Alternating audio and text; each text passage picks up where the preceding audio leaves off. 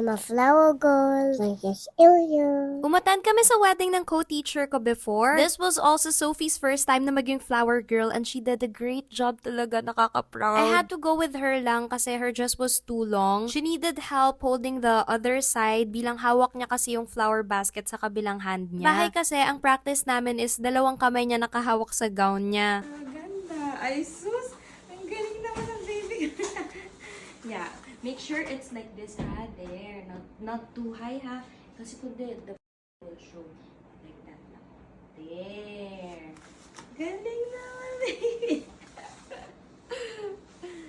Yay! Kinakabahan nga ako niyan, baka umatras siya or ma-overwhelm. Pero alam nyo, inantay niya yung turn niya talaga. Tapos ready na talaga siya maglakad mag-isa. Yun lang nga, sabi kasi ng organizer, baka madapa, so pinatulong na lang nila ako. So yun, pagkaupo namin sa seats namin, may fan nga, tapos may tissue. Nakokotang-kota ako sa wedding na to, sa pag-iyak. Kung matagal na kayo nanonood sa amin, baka maalala nyo pa yung bride natin, siya si Teacher 9. Ang ganda-ganda niya, tapos ang cute ng gown niya. Nagpalit-palit kasi siya niya ng sleeves nung gown. Ina-explain pala namin kay Sophie niyan kung ano yung nangyayari kasi tanong siya ng tanong, what's happening? And in fairness naman, napaka-patient nitong batang to. Naaalala pa din niya si Tita Nine niya, kaya naman parang sobrang happy din siya na makita si Tita Nine na happy nung wedding niya. Na-explain din pala namin sa kanya na they're partners na like mommy and daddy. Pati nga dun sa part na nagsusuotan sila ng rings, pinakita namin ni Daddy B yung rings naman namin. Promising to love each other in front of the Lord no matter what happens, whether happy ka man, sad, or angry. Super excited din pala siya magpa-picture kasama si Tita Nine niya kasi gandang-ganda siya sa gown ni Nine. Kung kilala niyo si Sophie, mahilig talaga siya sa dresses as in. Every morning, yun yung unang-unang gagawin niya, mamimili siya ng dress na susuotin niya para sa araw. So ayan, seeing everyone na naka-dress up, sobrang happy siya. At gustong-gusto nga niyang ma-feel yung dress ni Tita Nine niya. So yan, nag-picture-picture din pala kami dito kasi sobrang nice nung stairs na to, pang princess talaga. Kung mapapansin nyo, Ariel nga yung dress ng mga flower girls. Mahilig kasi si Tita Nine din sa Disney princesses. Ayan nga, nag-picture-picture din kami together ni Sophie. Syempre, minsan na lang tayo mag-dress up, 'di ba? So, kailangan talaga sulitin ang damit. By the way, nasa showcase ko pala yung Filipiniana dress na suot ko dyan. Kasama din pala natin dito si Ate Manilyn. Nasa showcase ko din yung dress niya, so check nyo na lang if type ninyo. After nyan, kung saan ginawa yung ceremony, alam nyo ba, doon din gagawin yung reception. Sobrang astig nga So, yan, we were on our way out at sa labas nga, may nag-aabang ng mga pagkain for us. Woo! Congratulations sa newlywed! Pictorial nga din muna sila dito na take ng videos. And then, yung mga guests, ayan, may mga naka-ready na ice cream, may mga tables and chairs din dito sa labas, and grabe, mahangin nga. Pag malapit ka na talaga sa Tagaytay, hindi mo na mararamdaman yung init. Ang press ko kasi talaga niyan that day, at ayan nga kami ni Daddy B, picture-picture muna. Ay, sus! Walang moment din na nagutom kami kasi ayan, may mga food na naka-ready. Here sa wedding, I also met yung co-teacher ko from before, ni Teacher Maricar. Dahil ang ganda nga ng fountain dito, excited din si Sophie mag-picture-picture at ayan nga, nag-post-post na nga. Every time kasi nakakakita siya ng fountain, naalala niya si Belle from Beauty and the Beast. Sabi niya kasi sa amin, mahilig daw sila parehong magbasa ng libro. O nga naman. After niya, ayan, may pa-jump shot pa nga siya. Yung dress pala niya is from Spinky Wear. Magpo-post na lang ako ng separate video nung binili namin to. Sobrang dami nilang magagandang dresses doon. And syempre,